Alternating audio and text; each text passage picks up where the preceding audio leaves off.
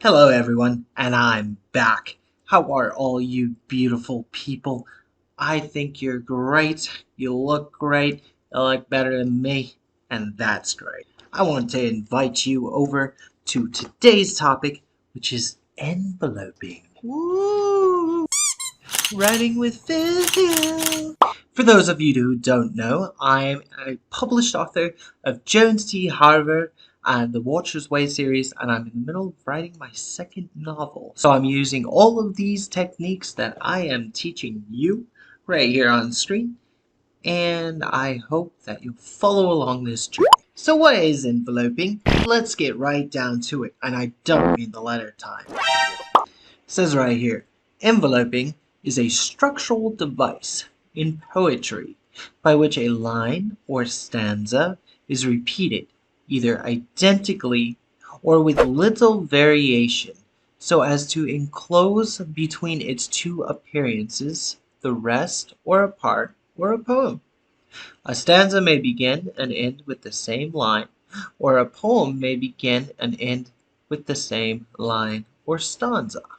Howdy there, my name is Fat Joe, and I'll be leading us in circles, because I have no idea where we're gonna start, and I have no idea where we're gonna end up, but follow me everywhere you can. Well, thank you, Fat Joe. I think a hike sounds quite lovely. Let's get on to it, shall we? So how do we use enveloping? What is it, and what makes it so special in these stories?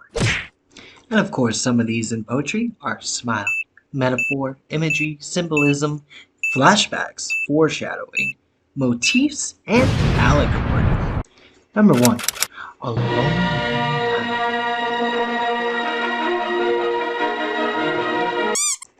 Enveloping has been used in some of our favorites, like Star, like Guardians of the Galaxy, Avengers, and even, yes, Harry Potter, which I like to reference because, who does not like Harry Potter? If you do not like Harry Potter, there is something wrong with you. You should not be on this channel. That aside, a long, long time ago, in a gap, in a, oh, I don't know. Whenever you struggle to get your writing down, you have to understand that most stories start out with a sentence structure, right? So you have your sentence first, then you have your structure, then you have your statement leading back or forward from the past or present or even the future. So how do we properly use enveloping? We do it by starting out with your story, right? So we have your sentence structure. I was once a little boy. A rock flew down in front of me, and I picked it up. Yes, a long time ago. In my village, this little rock followed me around everywhere that I wanted to place it. By doing this, we have now given it a structure and given you an introduction to him in the future looking back into the past. This is part of enveloping as it goes over itself, which is what the structure name is called and why the term is called that. Number 2. Enveloping continuation. Let's check in on how the hike's going, shall we? Yup, Fat Joe here, and I'm pretty lost.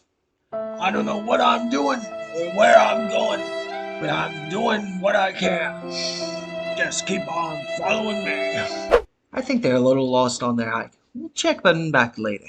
So here, much like the long time ago, it all started when, and the other structures that we use here, we can jump back into the future and actually look from the future from the past into the future. For example, I was once a little boy.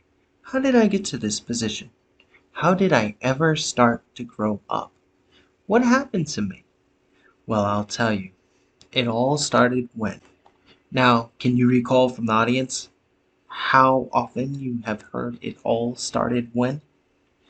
I'll give you a few moments to collect your thoughts, and then we'll get right back into it.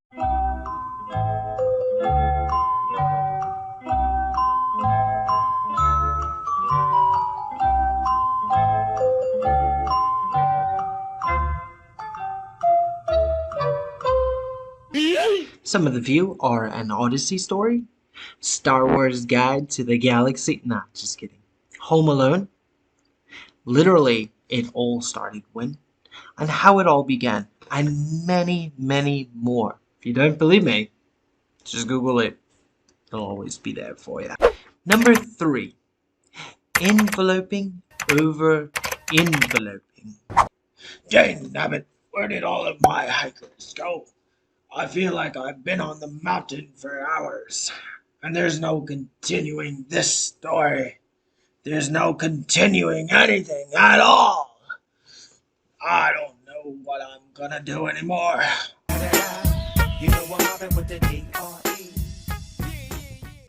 Looks like Fat Joe's a little lost. I don't know why I hired these guys anyway. Where do we get these guys? While Fat Joe is lost out there, I figured I'd just cue you in on a little tip here about enveloping upon enveloping. A long time ago, I was in a world where I felt that I could no longer breathe. We have our intro and our action. However, she came up to me and started to talk to me. "Hi, how are you?" she said while I lie there stark naked. I was curious as to when this all began. It all started when I was walking down the street looking at the pool. So here you can see that we started with a sentence about a long time ago. We started with an action that the lady came up to him and that he was starting a storyline. But that also made him think further as to how he was curious of how it all began for him. This is called enveloping within enveloping. It's very meta, and one movie uses it very well. The movie I'm thinking of is Inception. Number 4, and one of my personal favorites, The Dragon Envelope. Now this one's one of my personal favorites because it's not widely known and not widely used. But how many times have you watched a movie and then found yourself going, "Wait, what?" Wait, what?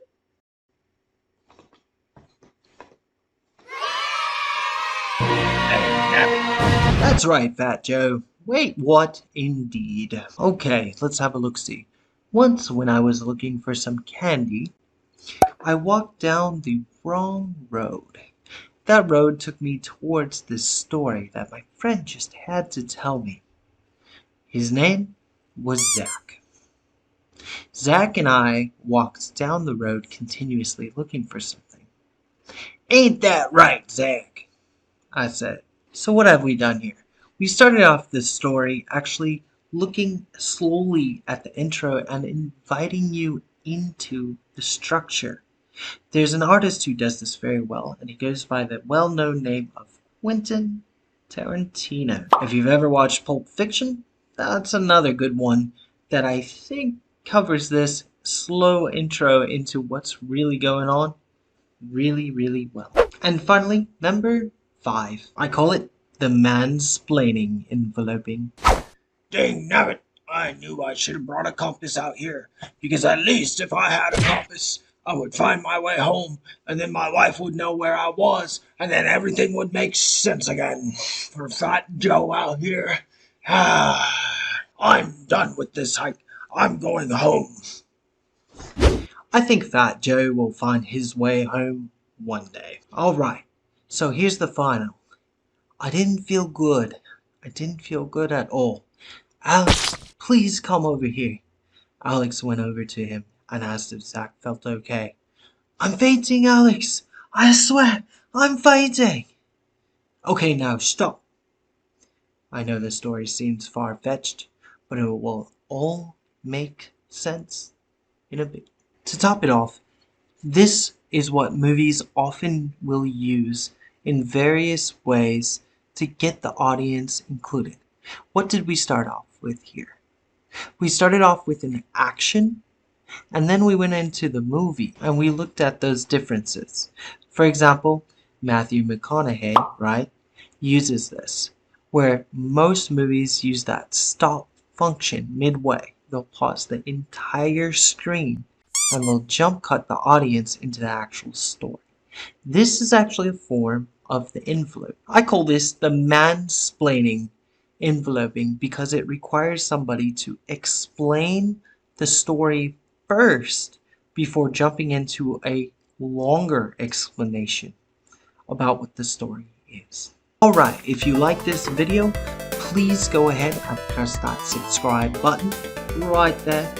Right, that way. You could just press it. It's down below. If you love me, you'll press it. And please follow me for more content. I am releasing videos. I am talking about my journey as I go along with you. And I think that you and I are gonna grow to like each other. Thank you, and you have a wonderful day. And I will see you all very, very soon.